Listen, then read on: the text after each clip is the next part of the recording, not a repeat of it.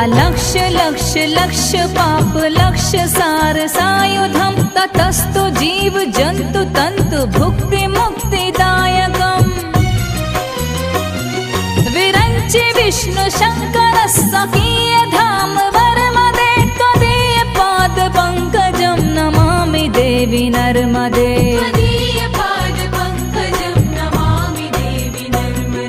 Namami Devi Narmade.